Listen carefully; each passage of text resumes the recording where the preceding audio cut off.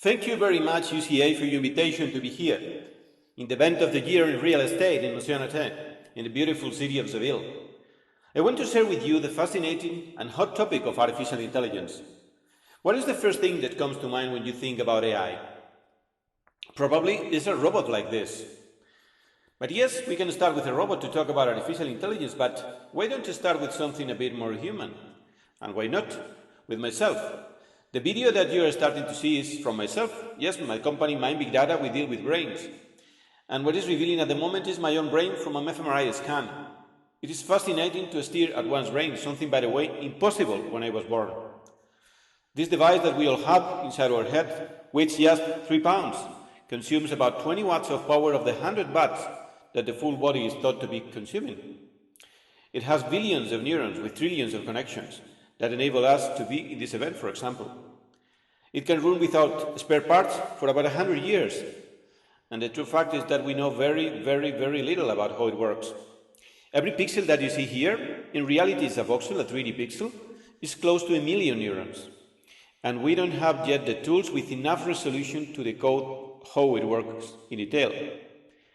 What we can do is figure out what are the similarities and the differences between the brain of a human and the brain of a machine. I like to think that 4 dimensions are key to understand how we work. The first one is energy. We need it to operate. Machines use electricity, we use oxygen, water, and also food. It is sad to think that more people today basically die of overeating than from the lack of it. The second one, the second dimension, relates to how we learn. Machines use data. Of course, big data is a hot topic too. And we learn also from experience and from other humans, also very key in our development. The third one deals about how we process. Machines, for that, use algorithms. And we, of course, use our brain. The code that you see in the screen at the moment was created by a machine instead of a human. And it really works. I have been coding in 25 languages since was I 8, so really, it really works. The fourth and the final dimension is how we deal with the world around us. Machines use robotics, and we humans use our body. So if you take a look at these 4 dimensions, energy, data, algorithms, and robotics are the key 4 dimensions and the key 4 fields to really understand everything and all the changes in the world today. All the following advances in these fields are going to be key if you want to cope up with the challenges to come. So really think about them. It is also important to distinguish between 3 different kinds of artificial intelligence. There are at least 3. The first one on your left is what we call the narrow artificial intelligence. I'm using Homer as the actor here. Here we humans have been so clever to create a machine that can operate or perform a single task better than any human in planet Earth.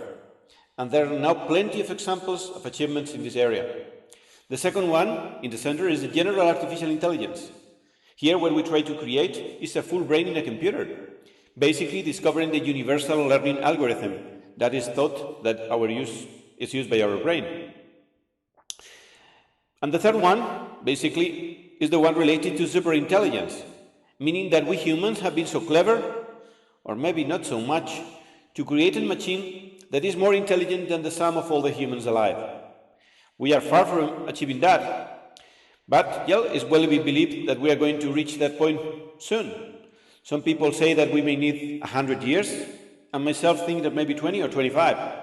But trust me, the 100-year prophecies in this exponential world are probably very wrong. My view is that unless we came across a global extinction level event of biblical proportions, we are headed inexorably in that direction.